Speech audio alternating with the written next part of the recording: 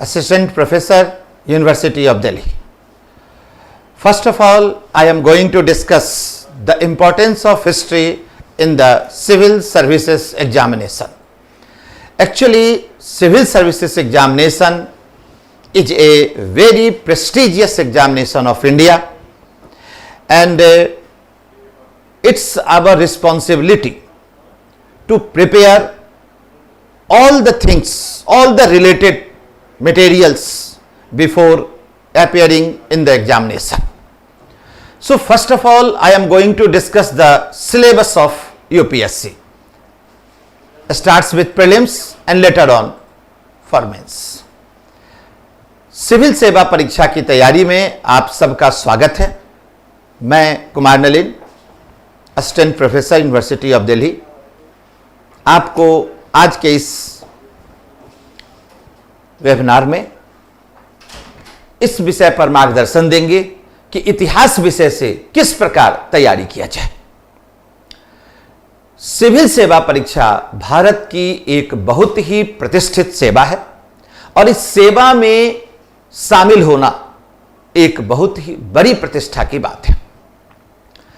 पैसे किसी भी क्षेत्र से कमाए जा सकते हैं, किसी भी माध्यम से कमाए जा सकते हैं, लेकिन जो स्टेटस, जो रुतबा, जो प्रतिष्ठा इस सिविल सेवा का है वो किसी और क्षेत्र का नहीं है। तो हम आरंभ करेंगे सिविल सर्विसेज के सिलेबस से। पहले हम आपको प्रीलिम्स के सिलेबस के बारे में बताएंगे, फिर हम आपको मुख्य परीक्षा के सिलेबस के बारे में बताएंगे, फिर आपसे हम ये डिस्कस करेंगे कि प्रीवियस ईयर में क्वेश्चंस क्या पूछे गए हैं, उस क्वेश्चनों को हम कैसे टैकल करें। ये तमाम चीजों के डिस्कशन पर होगा और फिर इससे संबंधित जो आप लोगों के प्रश्न होंगे, क्वेरीज होंगे, फिर हम उसके जवाब देंगे आपका। एक प्रकार से यह लेक्चर आपके मार्गदर्शन के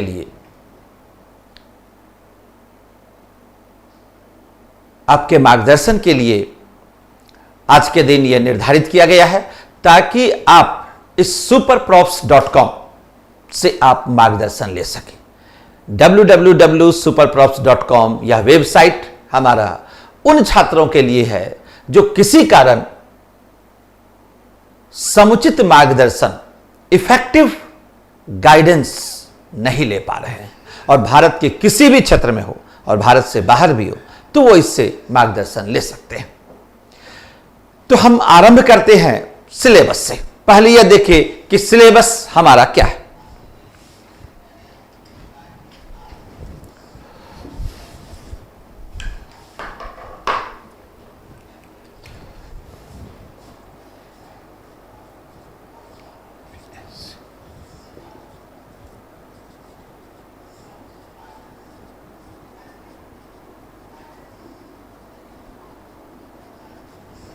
civil services examination,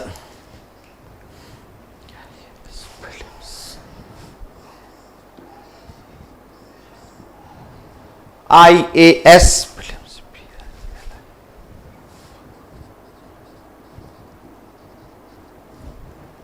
prelims,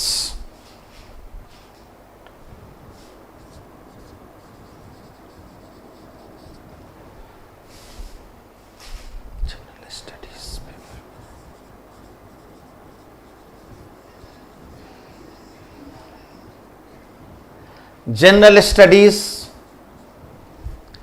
paper first 200,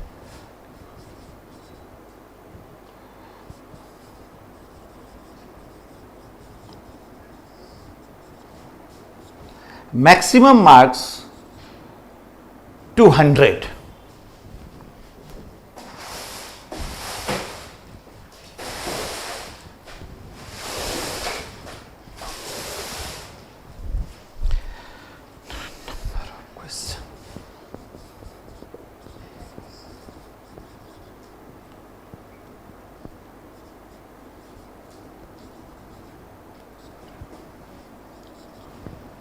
maximum marks 200, number of questions 100,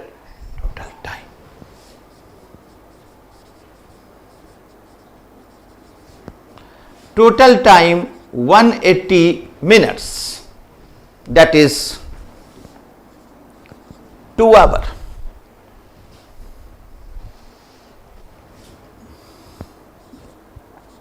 One question is equal to 2 marks. 100 question, 200 marks.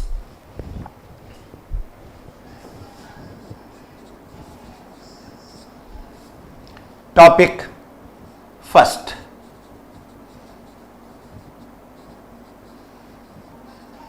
Current events.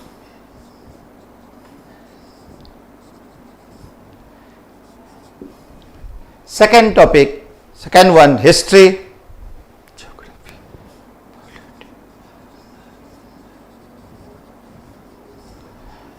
Geography,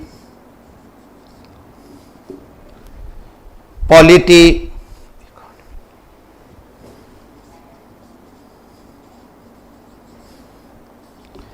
economy, 6, ecology, biodiversity,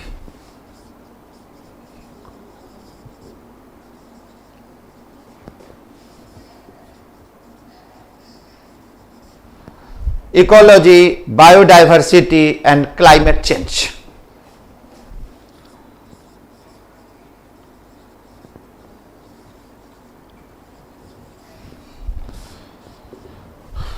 And climate change. General science.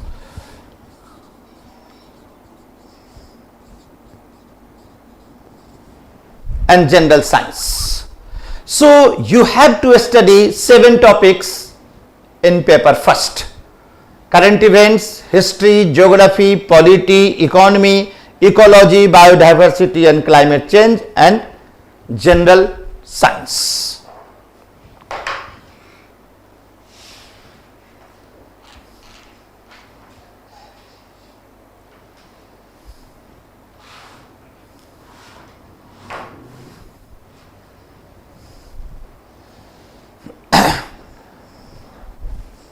जो भी अभी अगले month इसी month 23 अगस्त को exam में appear हो रहे हो, वो ध्यान दे दें कि ये 7 टॉपिक आपको पढ़ने हैं और इसी 7 टॉपिक से संबंधित पेपर फर्स्ट में क्वेश्चन आएंगे। अब हम आपको ये डिस्कस करने जा रहे हैं कि किस टॉपिक से कितने प्रश्न प्रीवियस ईयर्स में पूछे जा चुके हैं, जिससे आपको यह आइडिया आएगा कि किस सेक्शन पर हम अपने अध्ययन को फोकस करें।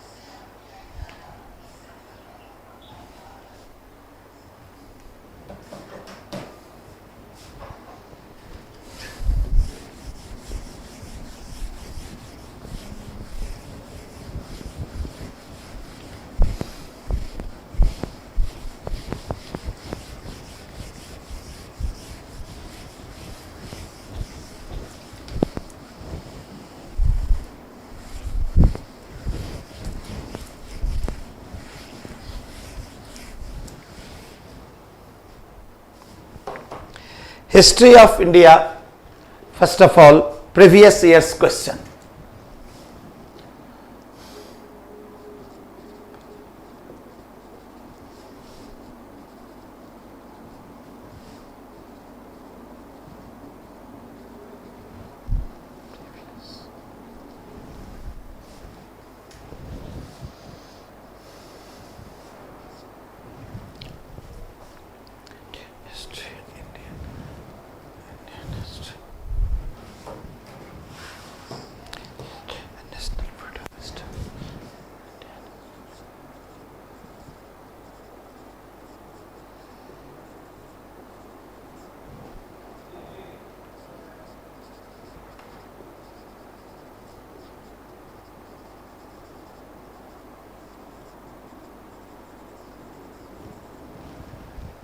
Indian history and national freedom struggle.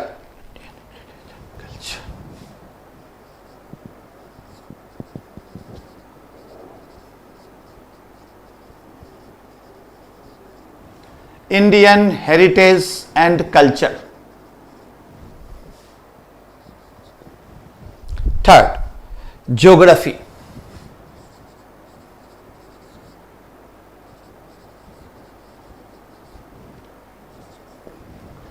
Geography, ecology and biodiversity.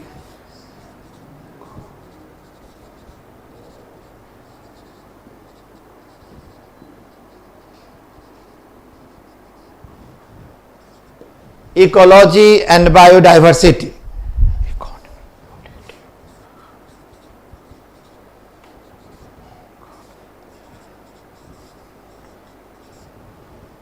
Polity.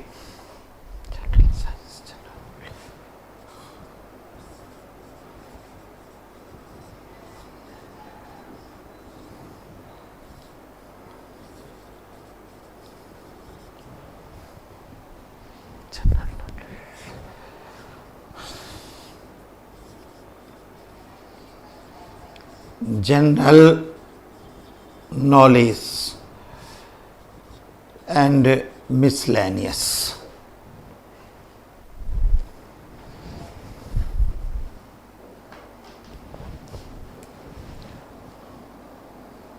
Two 2011, 2012, 2013 and 2014. I have taken the example of previous 4 years. So please try to understand. 2011.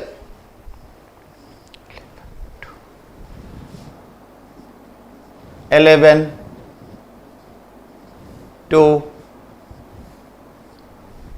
11 question from Indian history and Indian national freedom struggle. 2 question from Indian heritage and culture. Indian heritage and culture. Geography.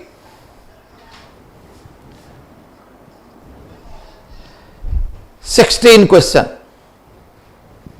Ecology and biodiversity. 13 question.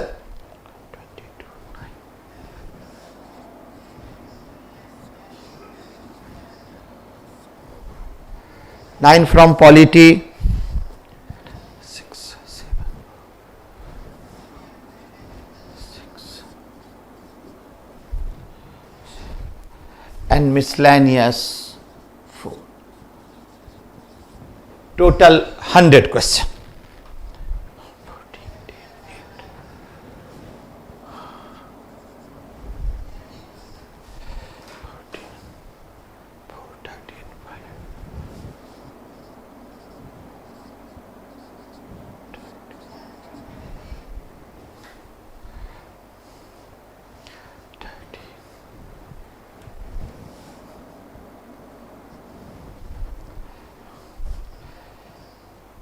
15,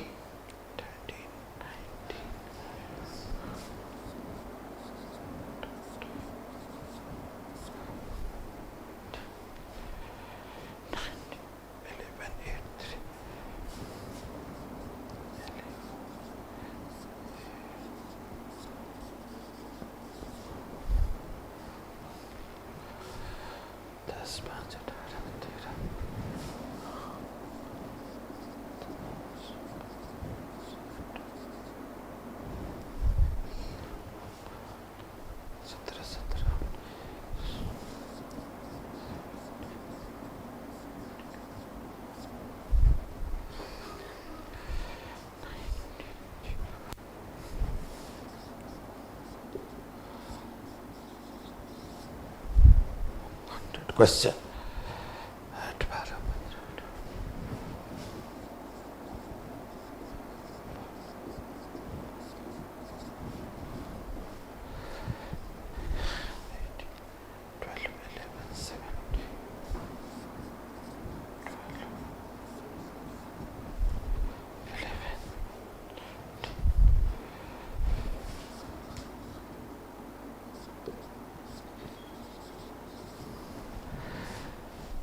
I am only focusing that Indian history and Indian heritage and culture. 2011 total 13 question. 2012 18 question. 2013 15 question and 2014 20 question. So history and culture is a very important part of general studies paper first as far as prelims exam is concerned. So you have to focus on Indian history and Indian heritage and culture. It is a very important segment. Almost 20% of the question is asked from Indian history and Indian heritage and culture. So it's a very important segment. Now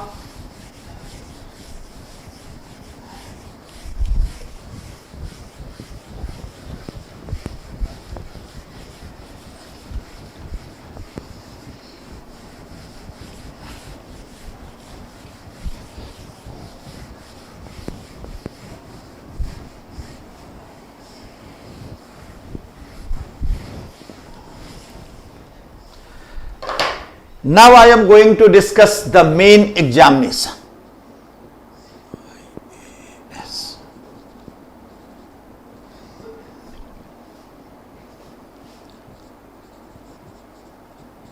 Paper 4.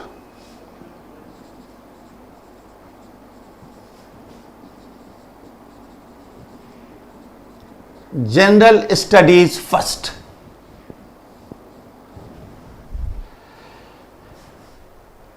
The name of that paper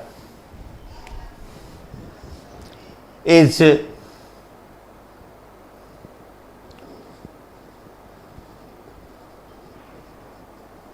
Indian Heritage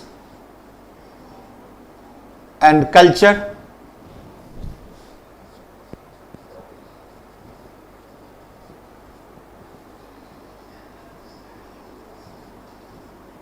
History and Geography of the World and Society.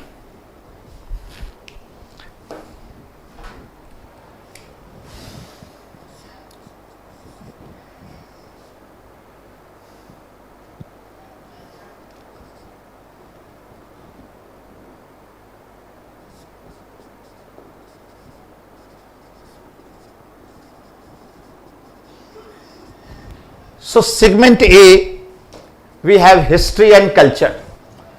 The first topic is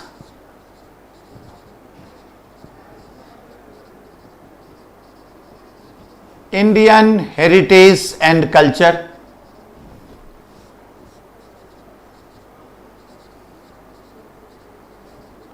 From ancient to modern times.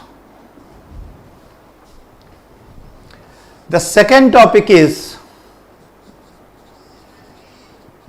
modern India, 1757 onwards. 1757 onwards.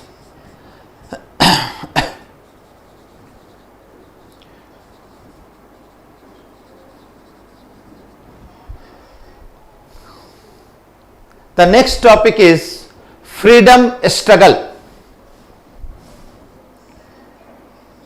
1857 onwards.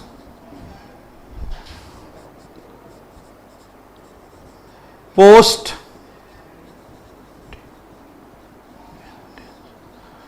independence, 1947 onwards.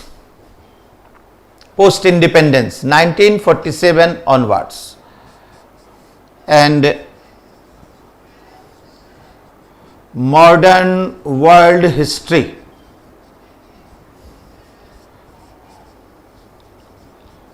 from 18th century AD to 20th century AD. From 18th century AD to 20th century AD.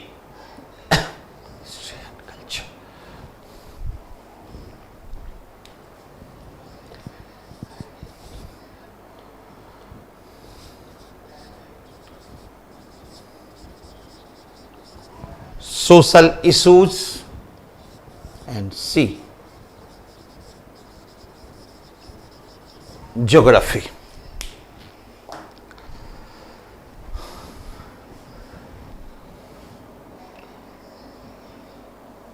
(2013)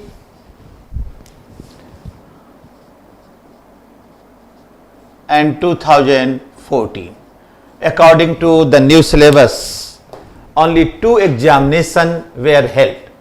From Indian heritage and culture, 2 questions.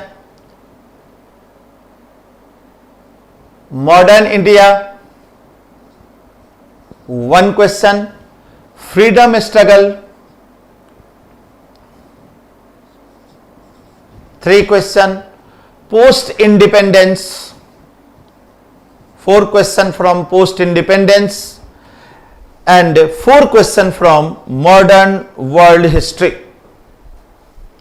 So total we have 14 questions. From social issue, 3 questions. From geography, 8 questions. Total 25 questions. So 14 questions out of 25 questions in 2013 IAS made. If we are talking about 2014, from Indian heritage and culture, 4 questions. Modern India, 2 questions. Freedom struggle, 1. Post independence, no. And from modern world history, 3 questions. Total 10 questions. From social issue, 5 questions. From geography, 10 questions. Total 25 questions. So total number of questions are 25.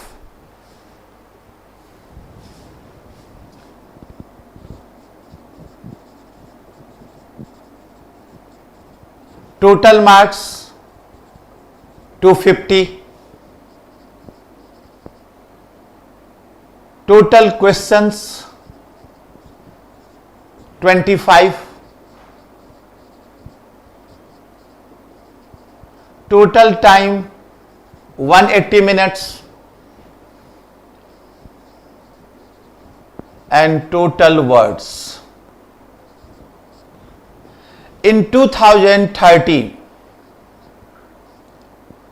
250 words each, but in 2014, 200 words each and 150 words each question. 2013 में सभी प्रश्नों के उत्तर 200 शब्दों में देने थे और 2014 में 150 शब्दों में सभी प्रश्नों के उत्तर देने थे. मतलब each question 150 words each. So total words in 2013 5,000 words and 2014 3750 words.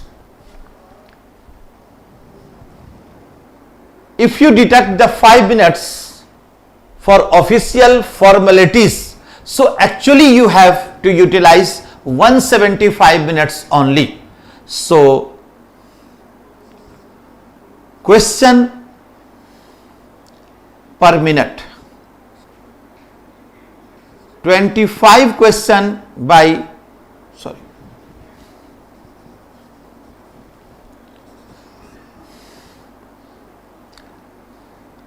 question per minute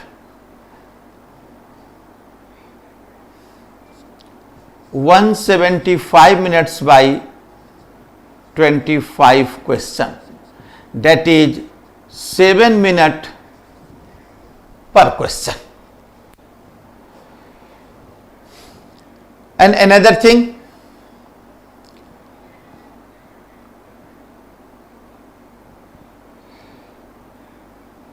words per minute. In 2013, you have to write 5,000 words in 175 minutes. So actually 28.57 words per minute in 2013. But in 2014, 3750 words in 175 minutes. So it's equal to 21.42 words per minute. So each question you have only 7 minutes, and each minute you have to write minimum 21 words according to the 2014 examination. 2013 में 5000 शब्द कुल लिखने थे, जबकि 2014 में केवल 3750 शब्द लिखने थे. अगर इस आधार पर आप देखें तो आपको कम से कम 21 शब्द हर मिनट में लिखने होंगे. जो टोटल आपको टाइम मिल रहा है पर क्वेश्चन वो केवल 7 मिनट मिल रहा है. अगर आपने शाहरुख खान की फिल्म चक दे इंडिया देखा होगा तो वहां शाहरुख खान कहते हैं कि you have only 70 minutes, you have only 70 minutes. लेकिन मैं आपसे कहता हूं कि you have only 7 minutes. Your competition is more tougher than that competition. आपके पास है केवल 7 minute, and within 7 minutes you have to think, you have to plan, you have to framework, you have to frame, and you have to write. And the meaningful words and the meaningful sentences. So before appearing the examination, you have to homework all these things. 7 question, 7 minutes per question, 21.42 words per minute.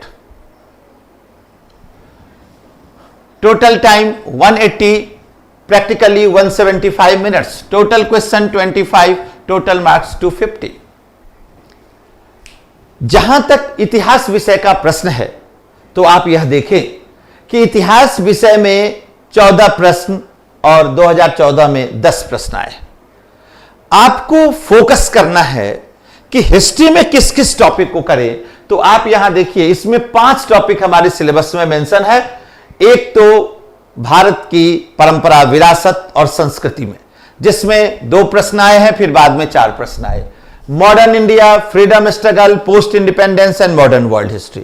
So please try to understand the complication of this examination, and later on I am going to discuss the different topics related to the syllabus of history and culture. So just write down all these things in your notebook. Later on, I will give you some other important informations or knowledge regarding to this examination.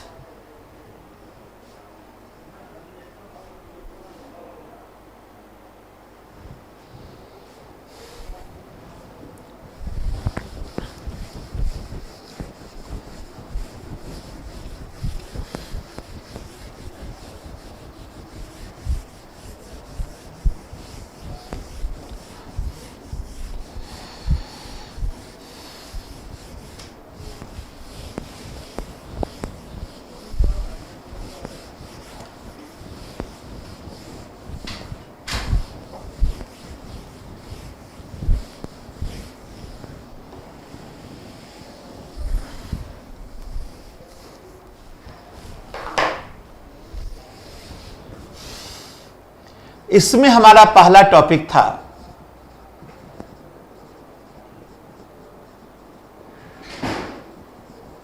Indian heritage and culture. In this topic, you have to study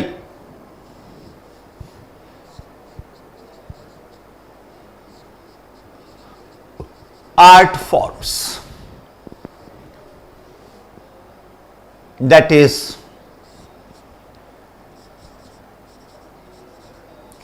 music, dance,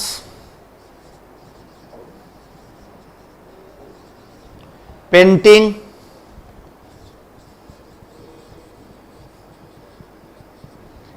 sculpture. Music, dance, painting, sculpture.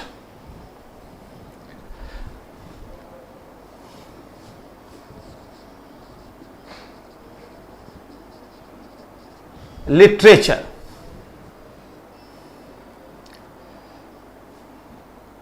Second is literature.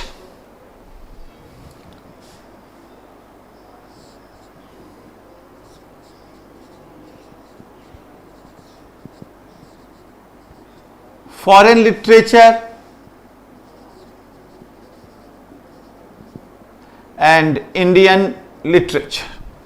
Foreign literature can be divided into three parts: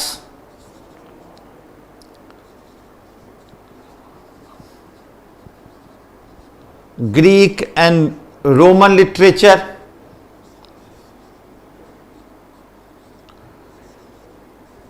Chinese literature,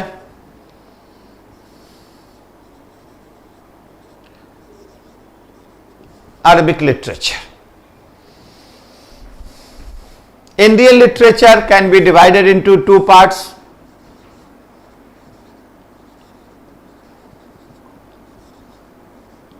religious literature and non-religious literature.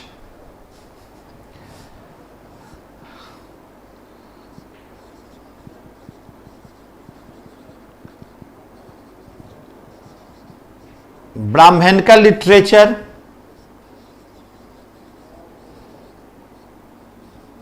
Buddhist literature,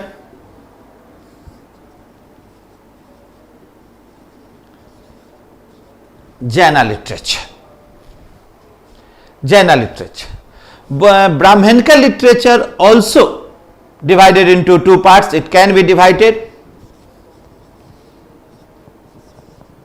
Vedic literature and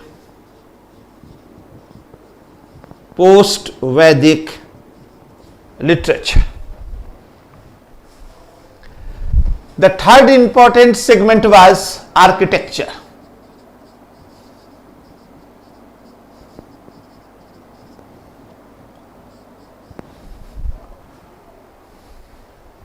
Architecture.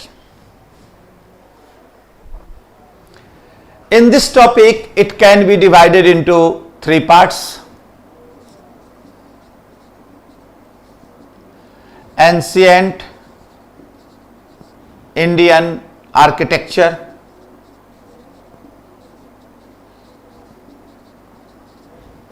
as for example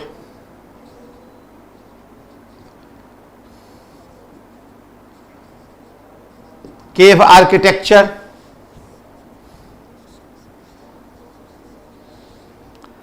temple architecture, temple architecture can be divided into three parts: Nagar style of architecture,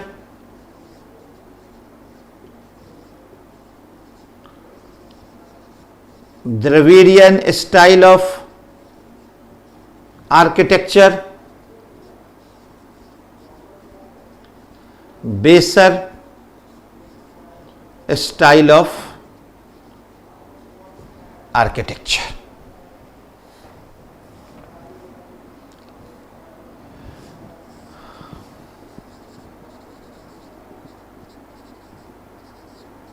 medieval Indian architecture.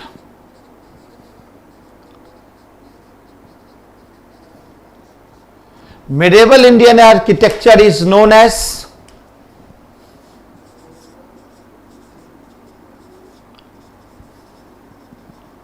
Indo-Islamic style of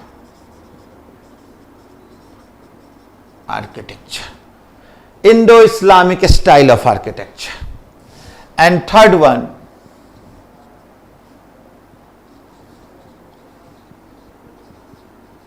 modern Indian architecture. Modern Indian architecture is known as Indo-Gothic style of architecture. So we have different style of architecture. I have given you only some examples, just like Nagar style of architecture, Dravidian style of architecture, Besra style of architecture, Indo-Islamic style of architecture, Indo-Gothic style of architecture. And if you are interested to study a particular style of architecture, then you should have to study the three segment of that particular style of architecture. As for example, you just write down all these things in your notebook, and later on I am going to discuss some other important things.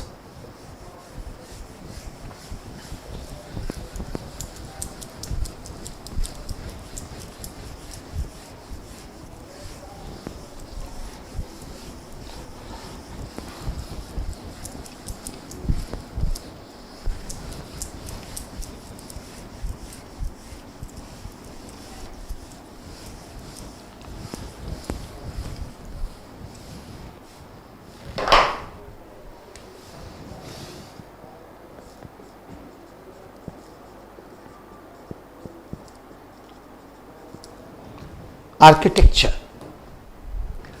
In this topic, you have to study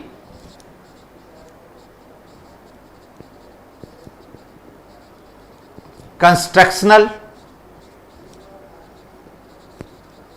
technique,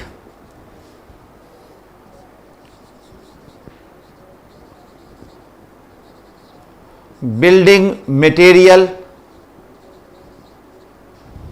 and third one,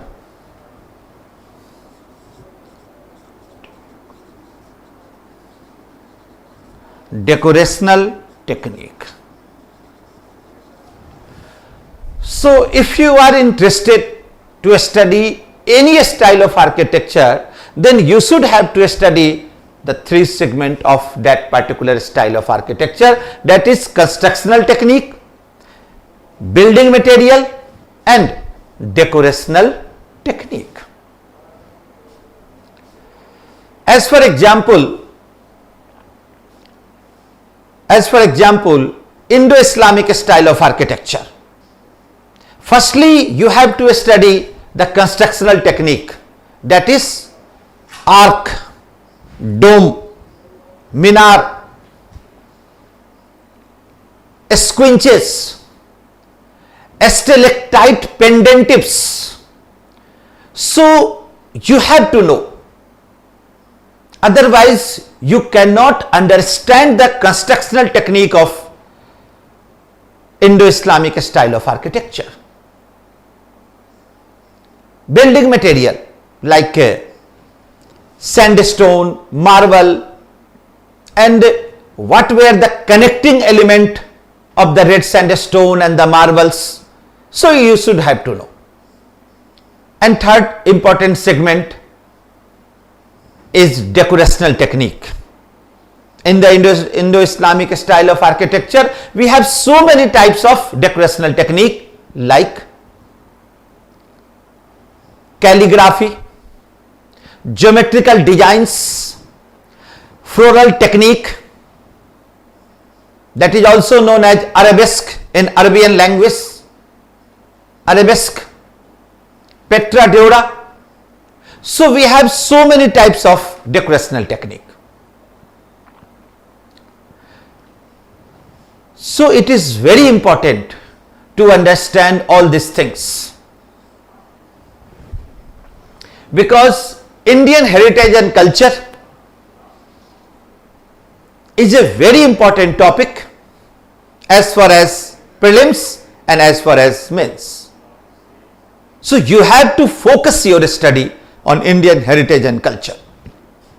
I have already discussed art forms, then literature, then architecture, then we have also some other important topics, that is 6th school of philosophy.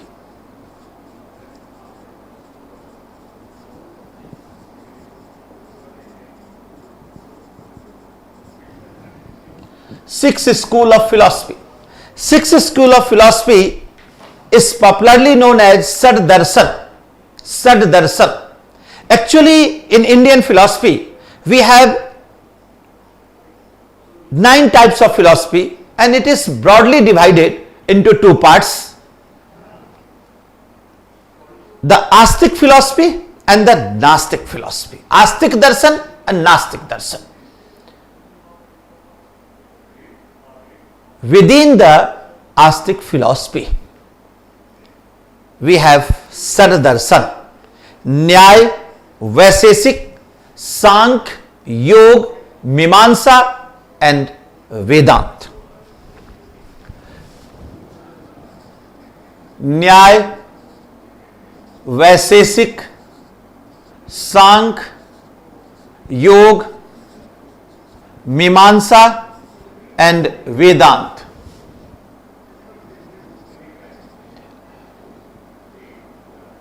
Nyay, Vaisesik, Sankhya, Yoga, Mimamsa and Vedanta. What is Nyay? Nyay, that is logic. That philosophy is based on logic. Vaisesik, physics, the atomic state of life. Sankhya, dualism of soul and matter. What is yoga? Yoga is a spiritual discipline. Mimamsa, inquiry and explanation of the Veda.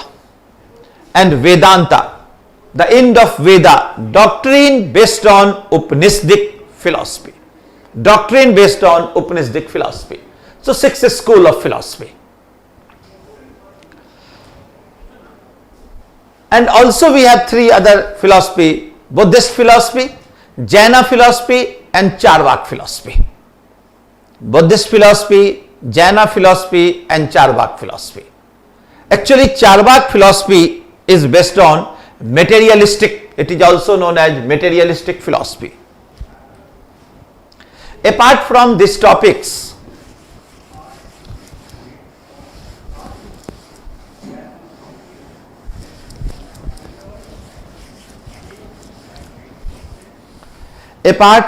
these topics, we have some other important topics also, like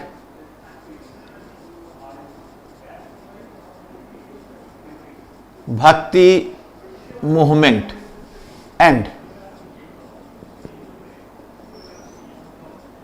Sufi movement. Bhakti movement and Sufi movement. Bhakti movement and Sufi movement. Actually, in Hindu philosophy, we have 3 paths of salvation. 3 paths of salvation. What is salvation? Free from the cycle of birth and rebirth. Salvation is known as moksha, nirvana, kaivalya. We have so many different terminology. In Hindu philosophy, it is known as moksha. In Buddhist philosophy, it is known as Nirvan. And in Jaina philosophy, it is known as Kaivalya. What is salvation? Free from the cycle of birth and rebirth. That is salvation. So first path is knowledge path. Gyan Marg. The first path is knowledge path. That is Gyan Marg. First time mentioned in Upanishads. The second path is Karma Marg, action path. Firstly mentioned in Srimad Bhagavad Gita. And the third path is Bhakti, Bhakti path. What is Bhakti? Complete devotion to the God. Complete devotion to the God, that is known as Bhakti. The third one is Bhakti path. Firstly mentioned in Srimad Bhagavad Gita. In Bhagavad Gita, initially it is mentioned the Karma Marga, Karmanyevadhikarasti ma phalesu kadachanam, and later on Bhakti Marga, Yada yada hi dharmasya glanirbhavati bharata abhyutthanam adharmasya tadatmanav srajanyaham paritranaya sadhuna vinashayata duskritam dharmasthapanataya sambhavani yuge yuge. That is the third path, Bhakti path. Complete devotion to the God.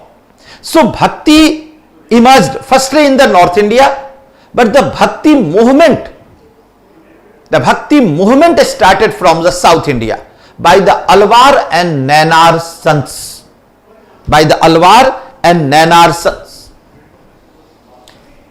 from Tamil Nadu. So it starts with Tamil Nadu, later on entered in Karnataka, and then Maharashtra. They worshipped the god of Vithoba. That is known as Maharashtra Bhakti Andolan. Gyanadev had written the book Gyaneshwari Gita. Gyanadev, Namadev, Eknath, Tukaram, Ramadas, the important sons. They were also known as Barkari Sampradaya. One branch later on entered in Bengal. Chaitanya Mahaprabhu, Chandidas, Vidyapati and others. One branch entered in North India and one Northwest India. So the whole part of India, that Bhakti movement spread. In the North India, Bhakti Dravir Upje Layu Ramanand. So Ramanand has taken that Bhakti movement from south to north. And Ramanujacharya, who propounded the philosophy of Visishtadvait, had given the philosophical base of the Bhakti movement. Initially, Adi Shankaracharya had given the philosophy Advaitavad, and that philosophy is based on knowledge path. But Ramanujacharya had changed slightly in the Advaitavad and propounded a new philosophy, Visishtadvait philosophy. And that philosophy and that Visishtadvait philosophy was the intellectual base, philosophical base of the Bhakti movement. Bhakti movement. So later on, Bhakti became very popular in India. Kabir Das, Sur Das, Mirabai, Guru Nanak, and other Chaitanya Mahaprabhu and other important Bhakti sants emerged in this phase. And on the other hand, within the Islam, we have the Sufi movement coming from northwest to India. Initially in the Gore region, Afghanistan, then Lahore, then Delhi and later on settled in Ajmer, like Khwaja Muhyiddin Chishti. One branch entered in the south and other parts. So Bhakti movement emerged from south to north and Sufi movement from north to south. And that is the beauty of Indian culture, and that culture is known as the composite culture of India. Composite culture of India. And what is Sufi? So we have three literal meaning. Sufi term is coming from the term suf. Suf means woolen cloth, unwoven yarn, unwoven woolen yarn. The another meaning was purity, coming from the suf, safa. Safa means purity. And third one, Safa is a hill near Makkah.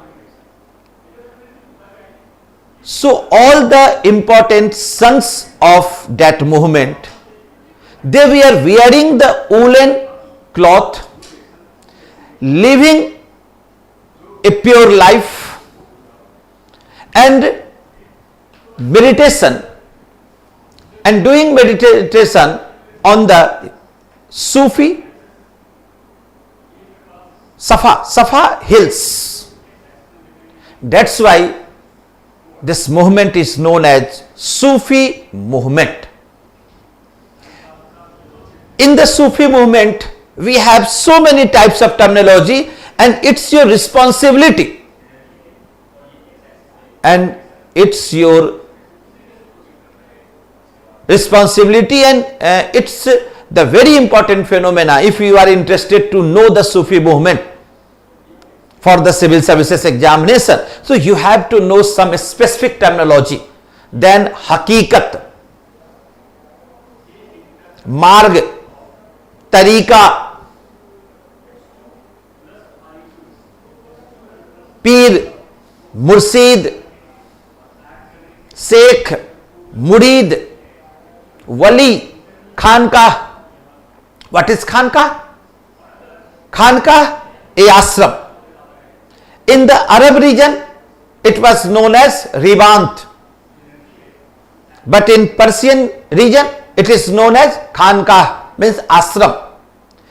Peer, Mursid, Sheikh, Guru. Murid, Shishya. Wali, successor, Uttradhikari.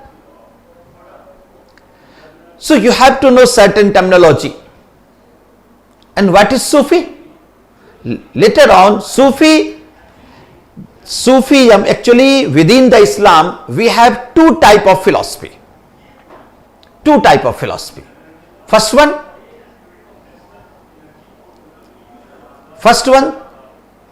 is Mutajil.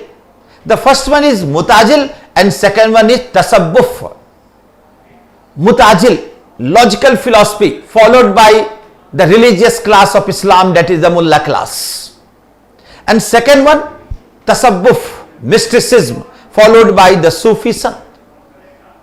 The first one is an orthodox branch and second one is a liberal branch. Later on, Sufi movement divided into two parts,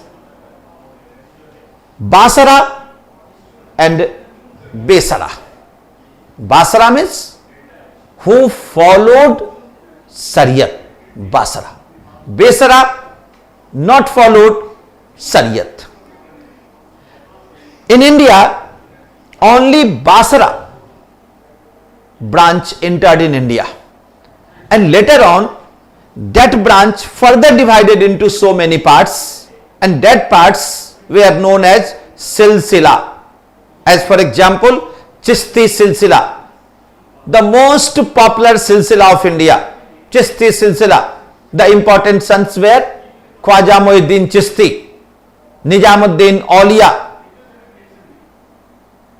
Gaj-e-Sakar, etc.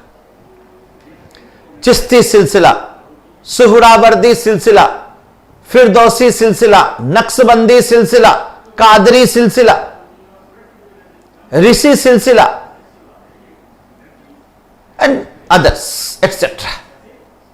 So Bhakti movement emerged from south and later on entered in north. The Sufi movement from northwest and later on entered in the other parts of India. And that's why in India we have the process of cultural synthesis. So this topics is also very important to you.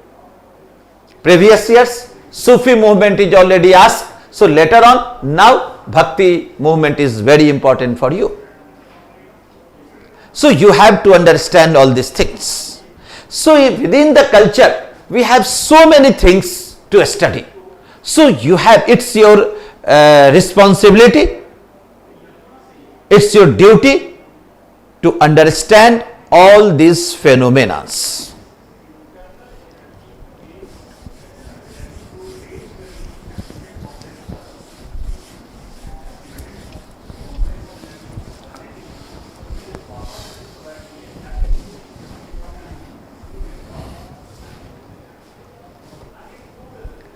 The second important topic is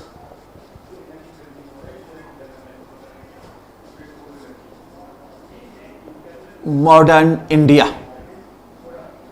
1757 onwards. 1757 onwards. So first you have to understand the factors of modernization.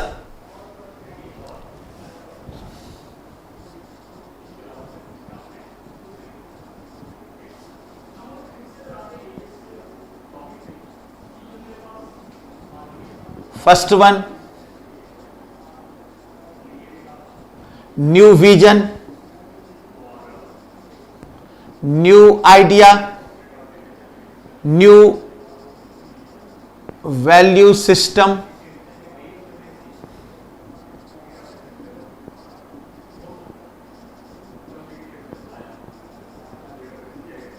new institution, and new organization. New vision, new idea, new value system, new institution and new organization. So within this topic, you have to study some specific topics like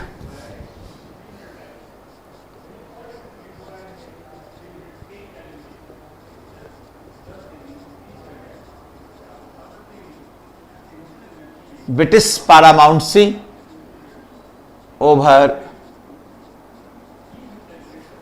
princely states.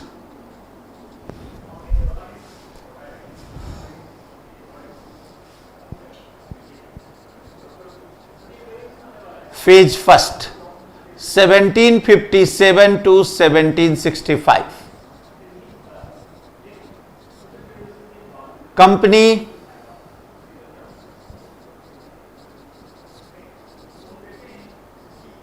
struggle for equality. Company struggles for equality.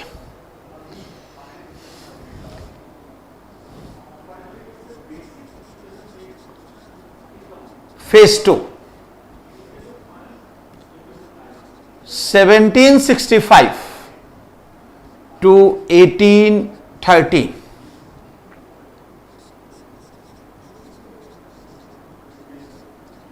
The policy of ring fence. The policy of ring fence. Phase 3,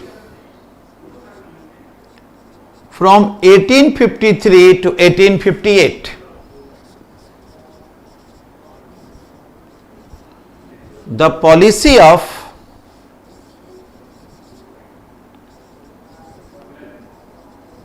subordinate isolation.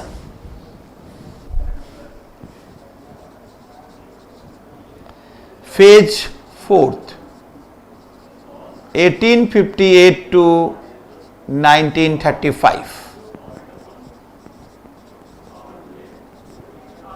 the policy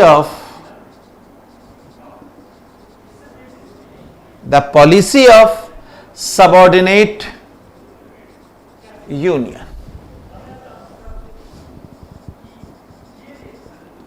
And phase fifth, 1935 to 1947.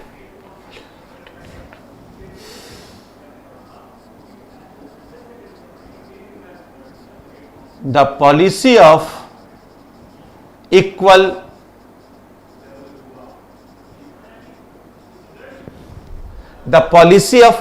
federation. So please try to understand the British paramountcy over princely states. Actually, Indian territory was broadly divided into two parts, British India and the princely states. Those area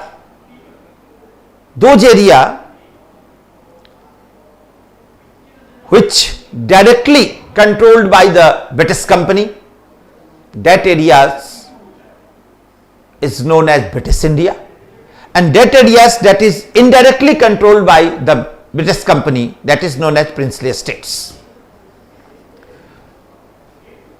So, as for example, if Bengal was captured by the company, almost 90% of the land came directly under the control of Bengal, that is known as British India, but the Nawab of Murshidabad came under princely states. 3/4 of the Mysore state was annexed by the company, but 1/4 state given to the Mysore state under the patronage of Wadiyar dynasty. So Wadiyar dynasty was the example of princely states. Phase first, company struggles for equality from 1757 to 1765. In this phase, you have to study the Battle of Bedra. Dutch East India Company was finally defeated by British East India Company at the Battle of Bedra in 1759, and the French East India Company was finally defeated by British East India Company at the Battle of Bondivas in 1760. Third one, the Battle of Palasi. The Nawab of Bengal was defeated by British Company at the Battle of Palasi in 1757, and the Battle of Buxar. The Nawab of Bengal, the Nawab of Awadh and the Mughal Emperor were defeated by British Company, and later on the Treaty of Allahabad was concluded between British Company and the Nawab of Awadh and British Company and the Mughal Emperor. So you have to study the first phase. In the second phase, the policy of ring fence. First Anglo-Maratha War, second Anglo-Maratha War, and first Anglo-Mysore War, second Anglo-Mysore War, third Anglo-Mysore War, and fourth Anglo-Mysore War. All the important wars related to phase second. Phase third, the policy of subordinate isolation. Third battle, third Anglo-Maratha War, first Anglo-Sikh War, second Anglo-Sikh War came under this phase 3. Phase 4th, the policy of subordinate union. As for example, Declaration of Queen Victoria, Royal Title Act, Delhi Darbar, Butler Commission, all these things, and the Act of 1935, the policy of subordinate union. And last, the policy of equal federation. The Act of 1935, later on Cripps Mission, Cabinet Mission, Mountbatten Plan, India Independence Act. So you have to study systematically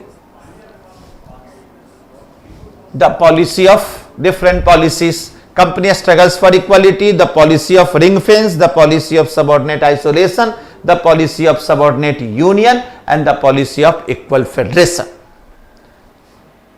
So you just create a blueprint of all these things of the British Empire. Otherwise, it is very difficult to understand the modern India. So first thing, you have to study the British paramountcy over princely states. Now I am going to discuss the other important things.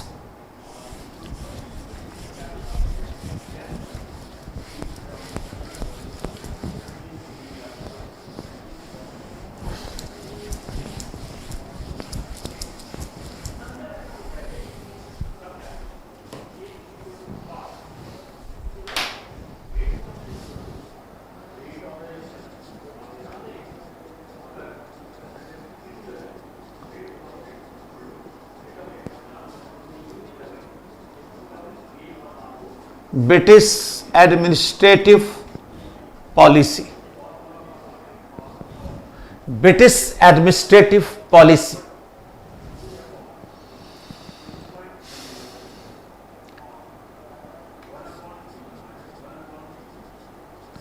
As for example, army, police,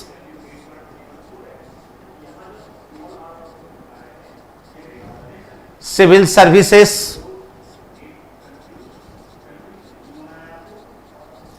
judiciary,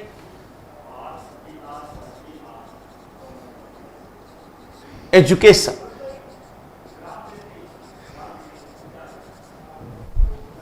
And the last important segment, British economy, British economic policy.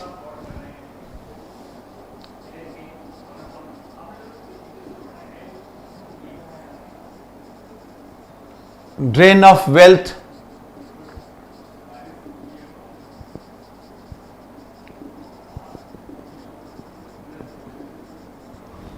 deindustrialization,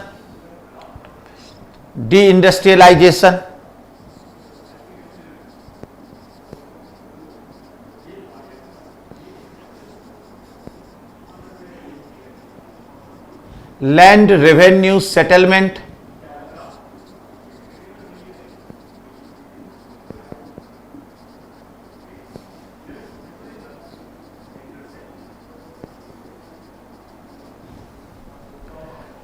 commercialization of agriculture,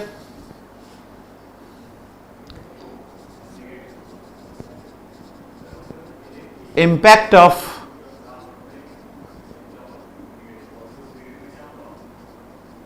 British economic policy. So you have to study the 5 subtopic related to British administrative policy and 5 subtopic of British economic policy. Army, police, civil services, judiciary and education. The different wings of British administrative policy.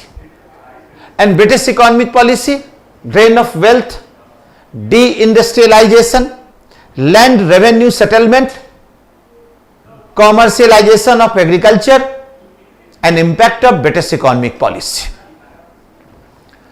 So in the second topic, modern India, you have to cover all these things in a very systematic way and in a very concise way. Actually, you have to express your views within 150 words in the mains. And in the PT, very specific answer. Very specific answer.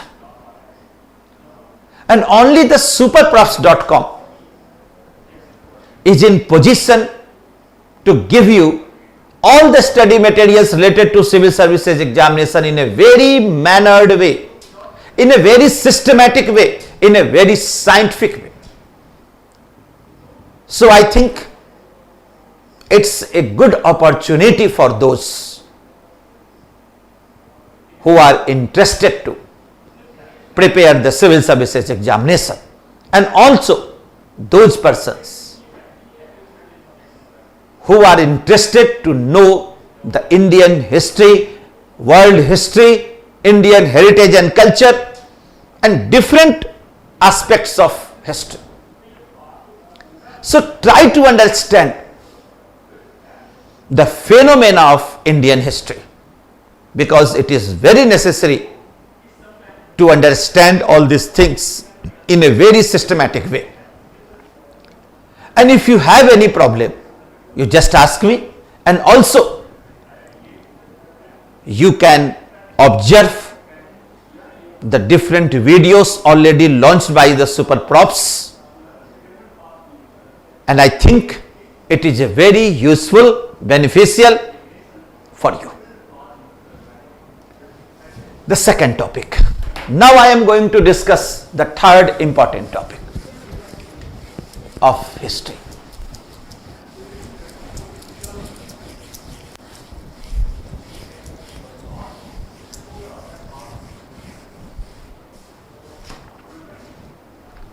Sorry.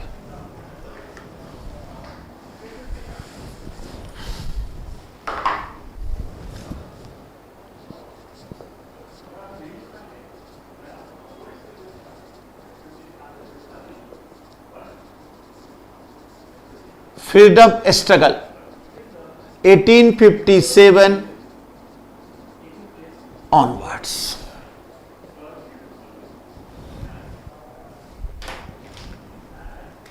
First of all,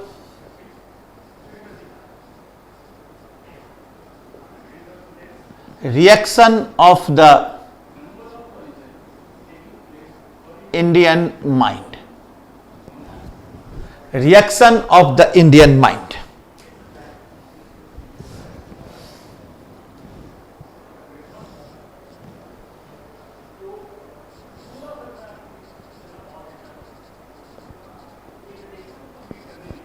Destructive reaction.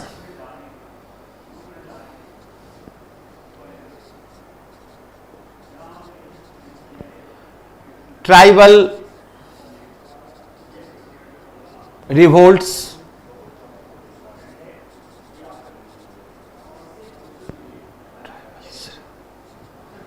peasants revolt,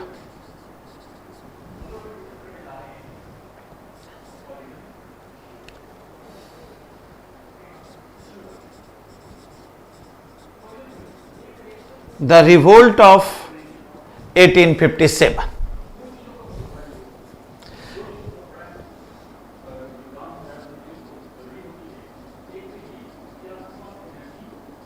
Constructive reaction. Constructive reaction. Socio-religious reform movement. Socio-religious reform movement. It is also known as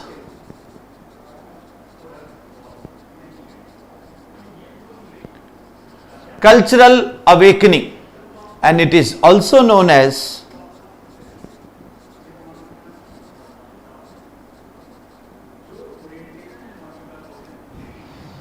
Indian Renaissance. It is also known as Indian Renaissance, constructive reaction. So we have two type of reaction, destructive reaction and constructive reaction, full of violence and non-violence. It can also be divided into two, violence and non-violence. Tribals. According to Samit Sarkar, the tribal revolts were more frequent and more violent, but normally that revolts were ignored by the modern historians. Peasants revolt, so many types, the revolt of 1857 and constructive reaction. So reaction of the Indian mind. And another important segment was Indian national freedom struggle. Indian national freedom struggle. Indian national freedom struggle.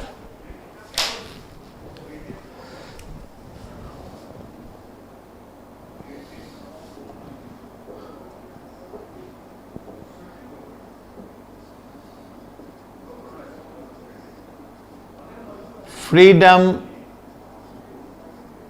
struggle within the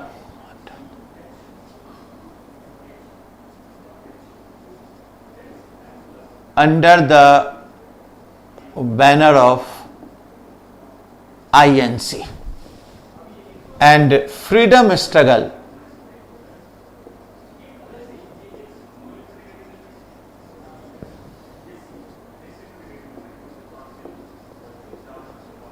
outside the banner of INC.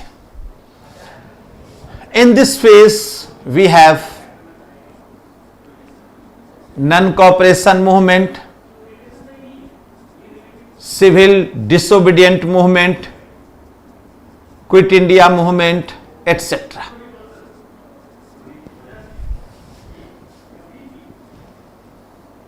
As for example, revolutionary terrorist movement, trade union movement, leftist movement, etc. So, Indian national freedom struggle can be divided into two parts: freedom struggle under the banner of INC and freedom struggle outside the banner of INC. As for example, non-cooperation movement, that is NCM, civil disobedient movement, that is CDM, and QIM, Quit India movement, are the examples of freedom struggle under the banner of INC. And freedom struggle outside the banner of INC, revolutionary terrorist movement, trade union movement, leftist movement, etc. So you can study the freedom struggle in this framework, and then it is very easy to understand the freedom struggle of India. And when you are going to study, you must remember that you have to focus on important personalities, important events, important ideologies related to this topics, and it is also very necessary to understand the strategy of freedom struggle. You have to understand the nature of mass mobilization. You have to study the nature of revolutionary terrorist movement, trade union movement, leftist movement. Without knowing all these things, you cannot create a blueprint of freedom struggle. So it's your responsibility, it's your duty to go through all these things in a very scientific way, because modern India is very important segment for civil services examination.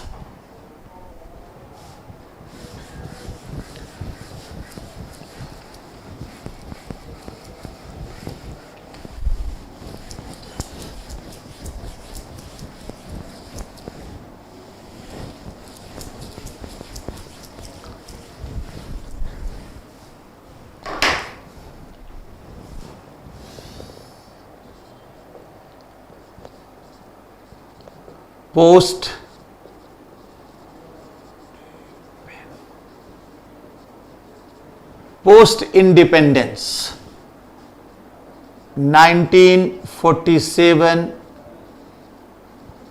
onwards. 1947 onwards.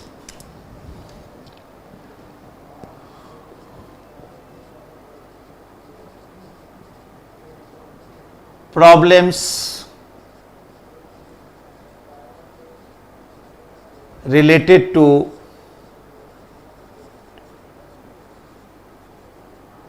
independent India,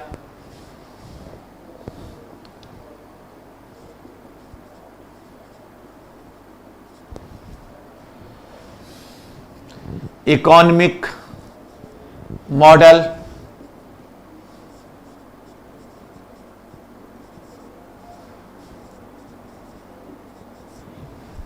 foreign policy. So you can create different subpoints, different subtopics, problem related to independent India, as for example, the problems of refugees, the problem to redraw boundaries between India and Pakistan, the problems of reorganization of states, the problems of princely states. That's why the letter of accession was drafted by the government of India. And also problems related to the language. So we have so many types of problem. So you have to study all these things in a particular way. As for example, you have to know the letter of accession, the annexation of the Indian states, the State Reorganization Committee, the State Reorganization Act that was passed by the Indian Parliament. So you have to know all these things. In this economic model, the first Prime Minister Pandit Jawaharlal Nehru adopted the mixed economy in this area. Actually on that time USA and USSR were the role model of the world. In USA we have the private sector and in the USSR we have the public sector. So Pandit Jawaharlal Nehru just mixed the two things and create mixed economy. He also formed planning commission and also launched 5-year plans. So you have to study all these things.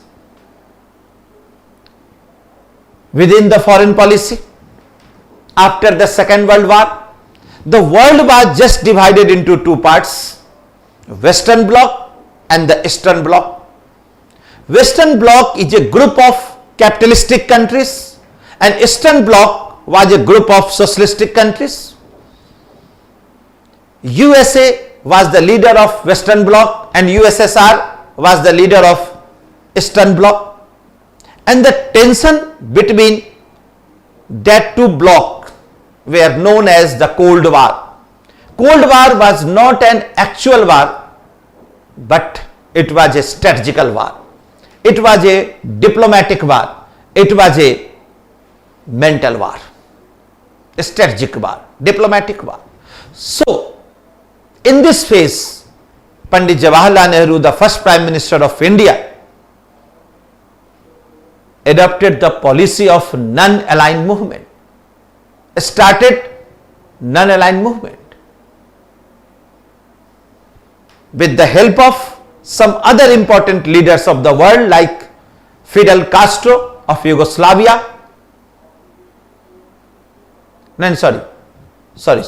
Fidel Castro of Marshal Tito from Yugoslavia,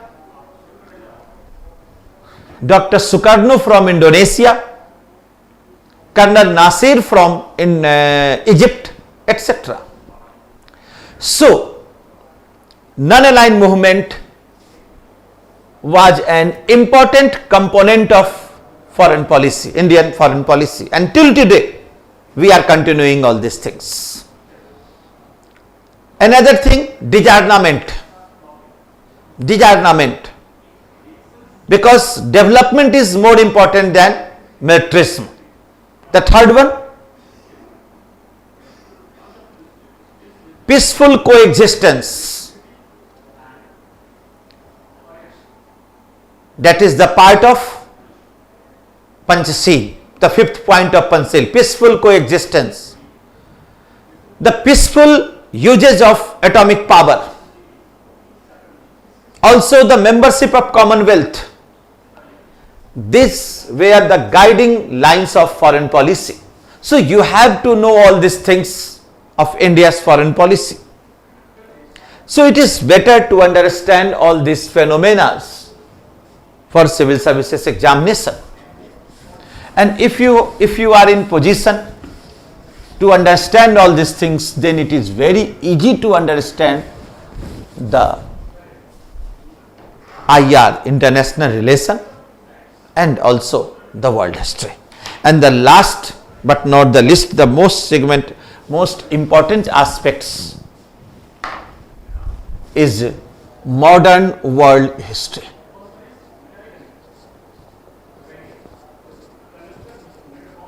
Modern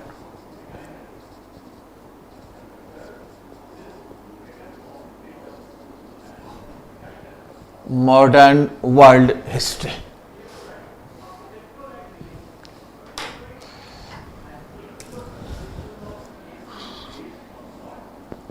From 18th century onwards.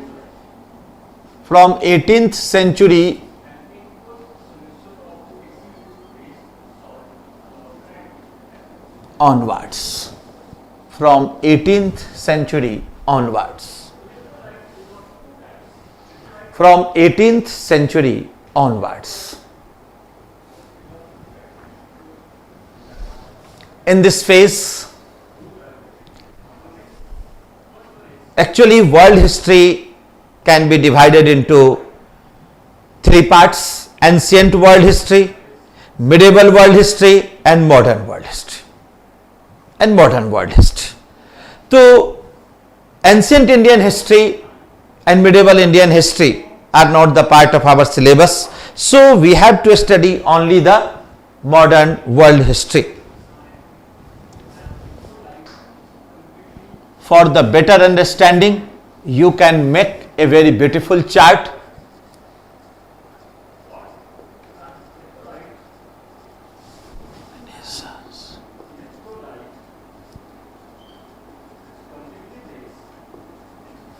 Reformation,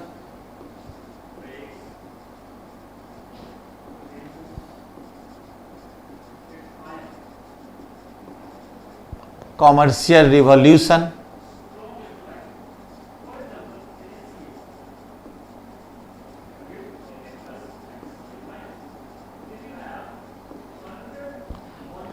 geographical discoveries, and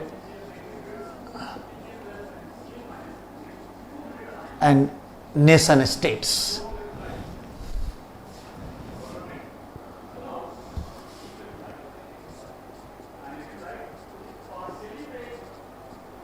American Revolution,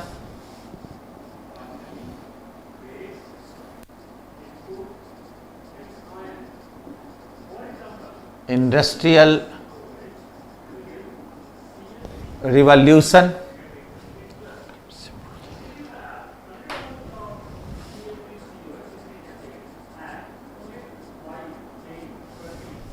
phase first,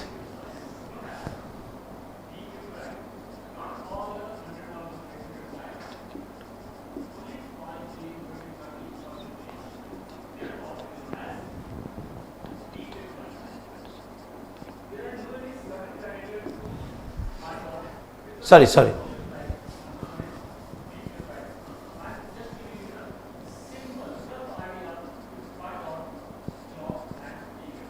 French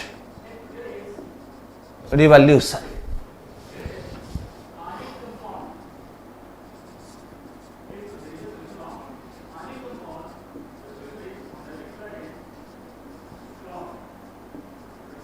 Industrial Revolution, phase second.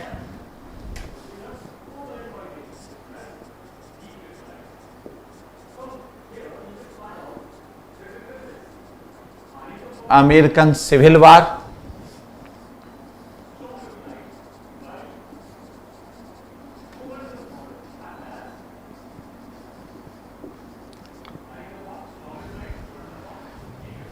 European Revolution.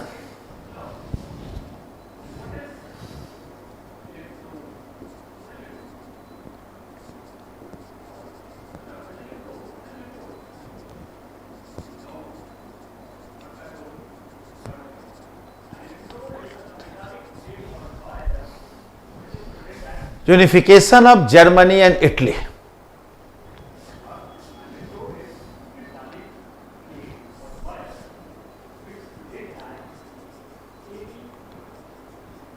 World War First.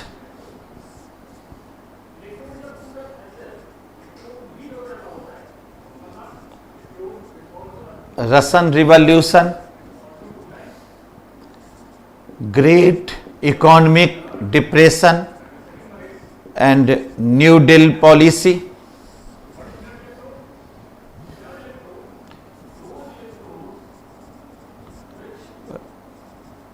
Rise of fascism and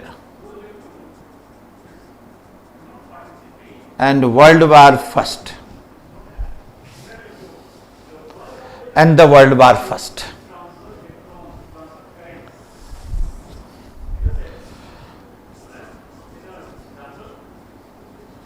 In this phase,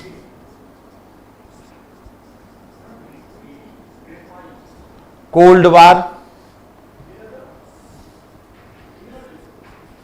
UNO, NATO, EEC, presently known as EU, non-aligned movement, collapse of USSR,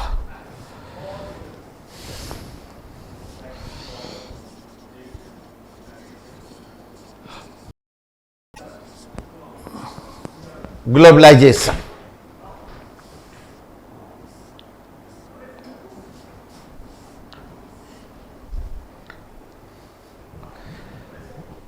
So that is the complete picture of the modern world history. So you have to correlate all these phenomena in a very scientific way. According to our syllabus, that's events we have to study these lines onward: Renaissance, Reformation, Commercial Revolution, Geographical Discoveries and Nation States. These topics are related to modern world history, but not the part of our GS syllabus. So you have only studied this, but you have to know something about these topics. Actually, 15th, 16th century AD, 18th century AD, 19th century AD, 20th century AD, first half, and 20th century AD, second half. So you have to study these areas. You have to study these areas. So it is a complete. I have already given a very beautiful picture in my regular classes. So in this time I have also only given you a picture of a glimpses of the world history. And apart from this, you have to also study the political philosophies like capitalism, socialism, communism, fascism, etc. And formation of the modern world, that is Renaissance, Reformation, Commercial. What is Renaissance? The literal meaning of Renaissance is rebirth. Here rebirth is revival of Greek and Roman literature. reformation in the field of what is Renaissance? Renaissance was not a political and social movement, it was a state of mind. Reformation in the field of religion, commercial revolution in the field of economy, geographical discoveries in the field of geography, and nation states in the field of political sphere. So during the commercial revolution, different European countries adopted the policy of mercantilism. And what is mercantilism? Mercantilism was a state-sponsored economy. In this economy, a state patronized the economy, protected the economy, and promoted the economy. So Britain adopted the mercantilist policy towards American colonies, and that's why ultimately American Revolution took place. So American Revolution was basically revolt against the British mercantilist policy. And after commercial revolution, industrial revolution held in Europe, especially Britain and France. And during the commercial revolution, a new class was emerged in Europe, that is bourgeoisie class. So we have a conflict between bourgeoisie class and the feudal class, and that is the French Revolution. So French Revolution, what is French Revolution? According to a famous historian David Thompson, the socially privileged, the conflict between the socially privileged class and the economically privileged class was the basic factor for French Revolution. And according to Napoleon Bonaparte, vanity not liberty was the cause of French Revolution. So American Revolution, Industrial Revolution, Phase 1 and French Revolution. In the 19th century, we have American Civil War, that is the further extension of American Revolution, Industrial Revolution and European Revolution of 1830 and 48. And due to the nationalism, unification of Germany and Italy. Actually, country is a political phenomena and nation is a cultural phenomena. And after that, we have First World War, then Russian Revolution. During that phase, Great Economic Depression and New Deal policy, rise of fascism and World War II. And after Second World War, we have so many events: UNO, NATO, EEC, Cold War, NAM and collapse of USSR, and ultimately 1990s, we have the process of globalization. So you have to study from Renaissance to globalization, but especially from American Revolution, Industrial Revolution and French Revolution to the end of the 20th century, that is to globalization.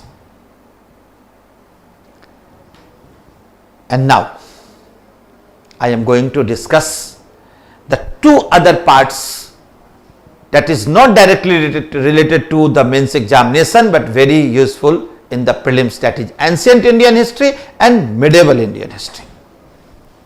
So before going to that, please write down all these things in your notebook.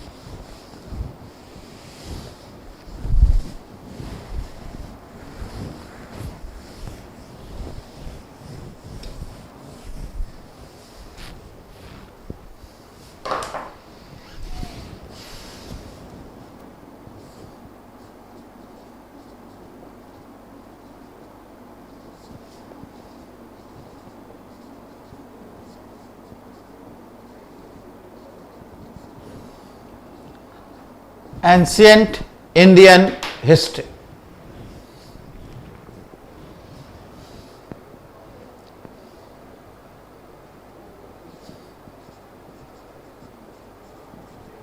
Sources,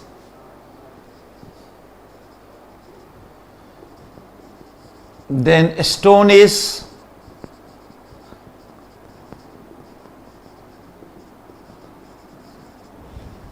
Chalcolithic Age,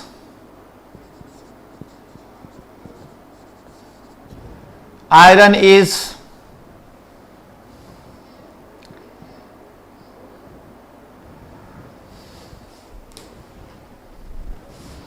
just a minute.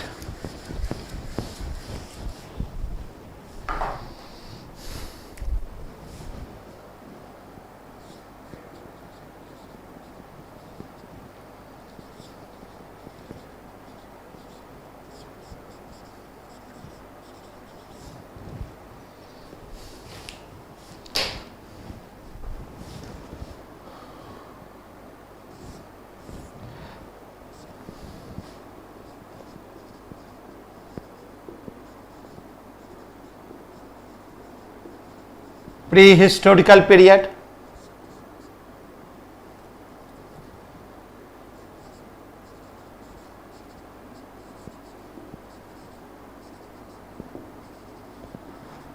proto-historical period,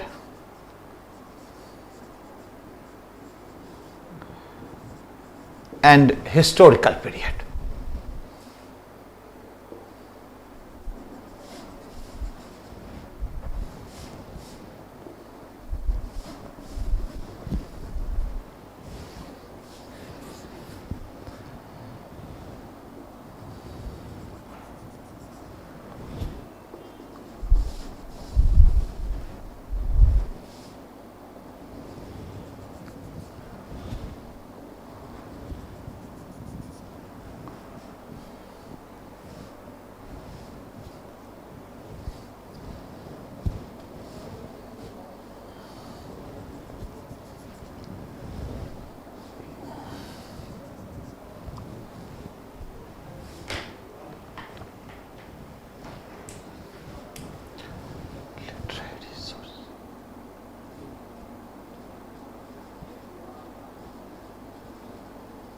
Archaeological sources and literary sources.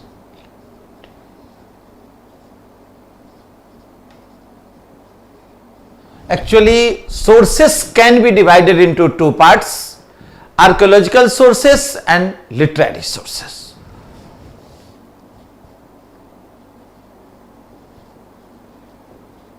Time period and important cultures.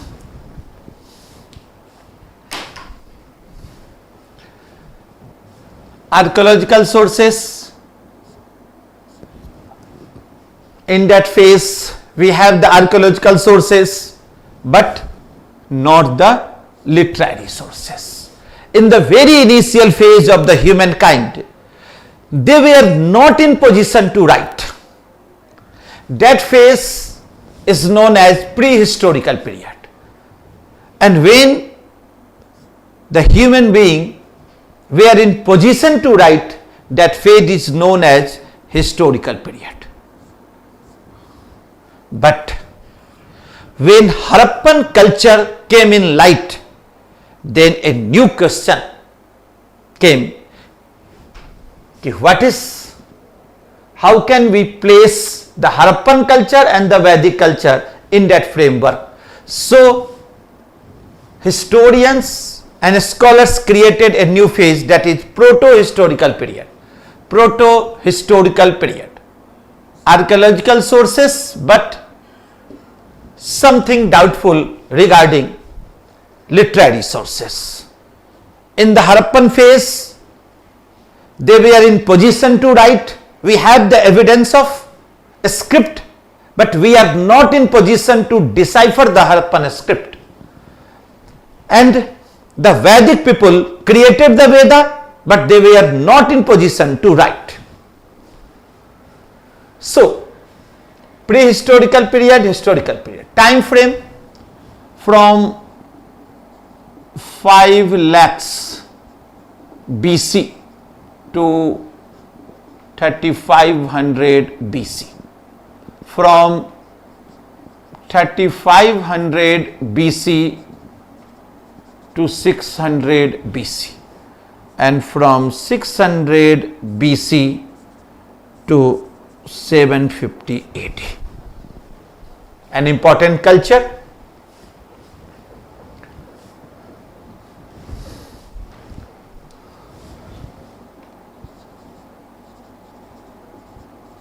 Stone Age, as for example,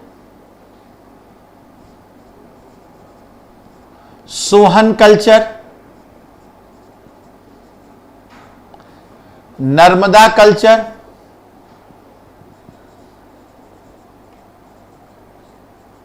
Madras cultures. Then Chalcolithic age, as for example, Ganeshwar culture, Malwa culture, Jodhve cultures, etc.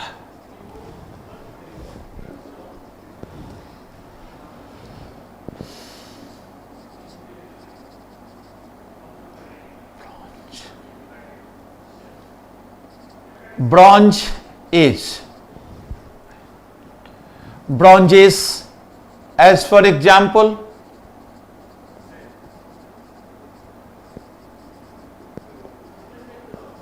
Harappan culture. Then Iron Age, as for example, Vedic culture. And after that,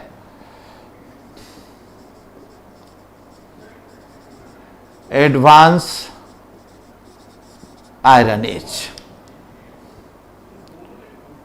as for example,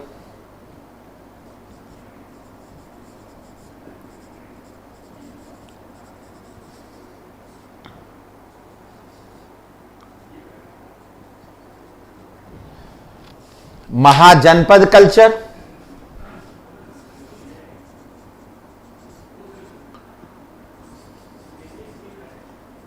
Maurya culture,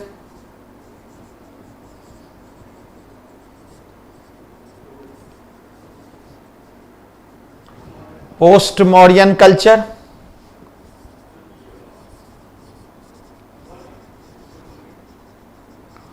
Gupta culture,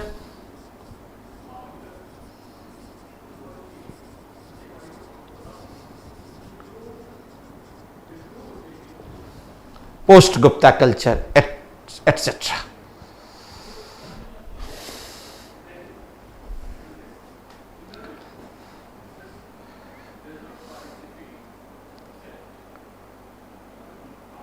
So it is better to classify it in different groups to understand each. Stone Age, Chalcolithic Age, Bronze Age, Iron Age, and Advanced Iron Age. Sohan culture, Namda culture, Madras culture, Ganeshwar culture, Malwa culture, Jodhve culture, Harappan culture, Vedic culture, Mahajanpada culture, Mauryan, Post-Mauryan, Gupta, Post-Gupta culture, and prehistorical period, proto-historical period, and historical period according to the sources and the time culture. So ancient Indian history can be broadly divided into three parts: prehistorical period, proto-historical period, and historical period. So please try to understand and write down all these things in your notebook.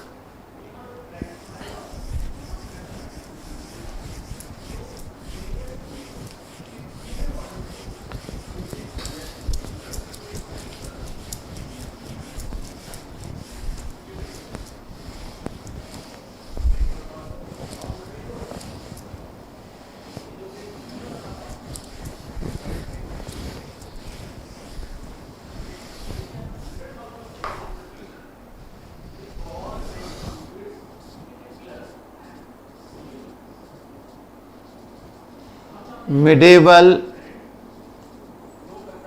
Indian history.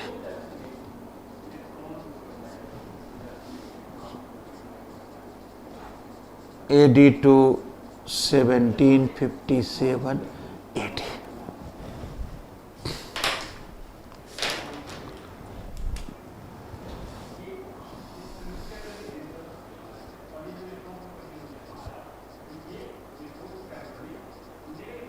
Early medieval period, 1200 AD. This phase is also known as classical feudal period, and this phase is also known as Rajput period.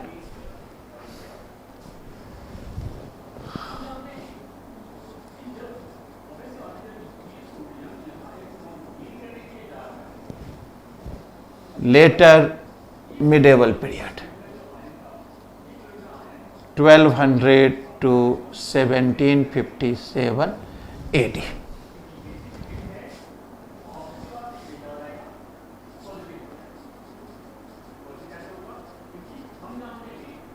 Sultanate period, 1200 to 1526. Sultanate period. In this phase,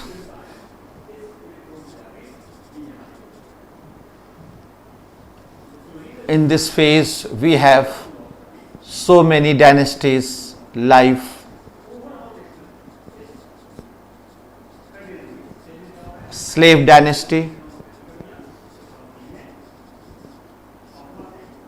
Khalji dynasty,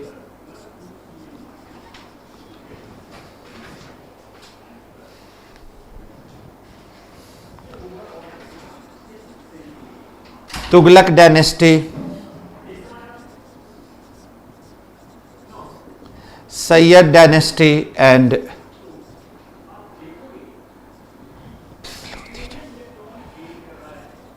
Lodi dynasty. 1206 to 1290, 1290 to 1320, 1320 to 1414, 1414 to 1451, and 1451 to 1526.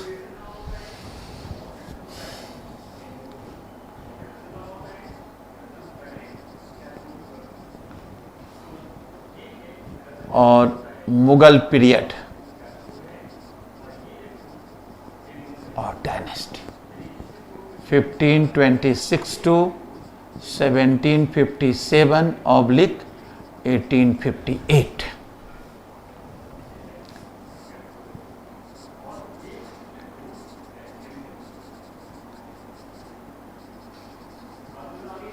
The Great Mughals, 15 to 1707.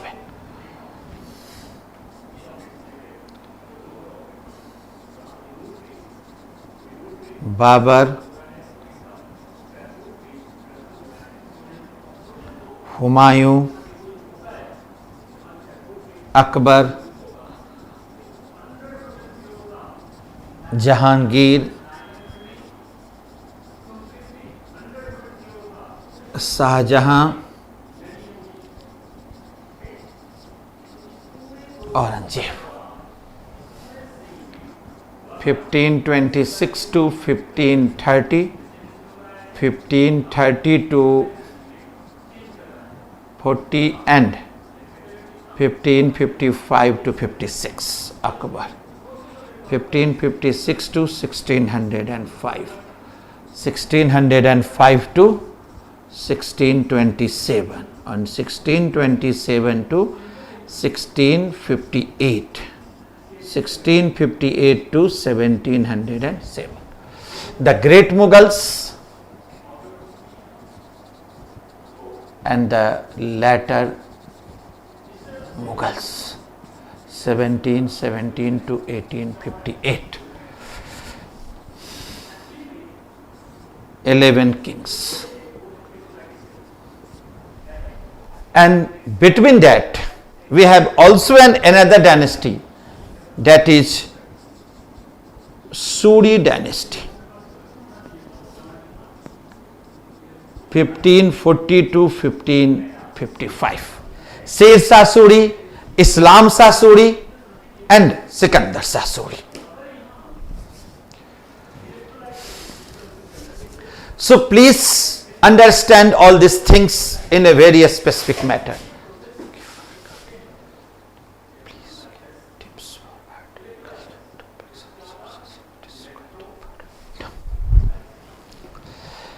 Actually, you have to study all these things, but the most important question is how can we prepare the art and culture? Very important things. And this year also, last year approximately 10 questions were asked from art and culture.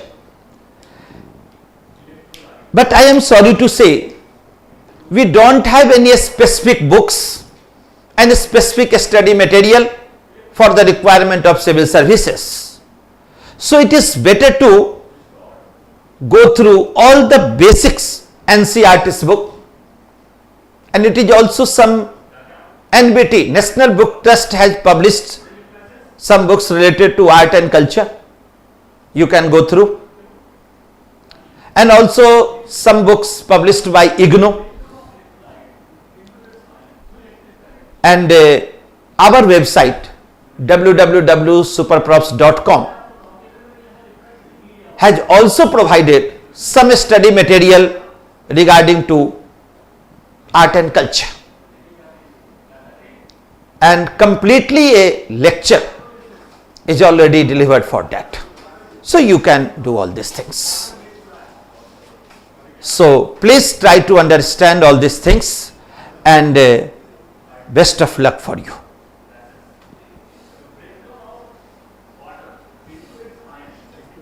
Thanks. Thank you, and all the best. Thank you.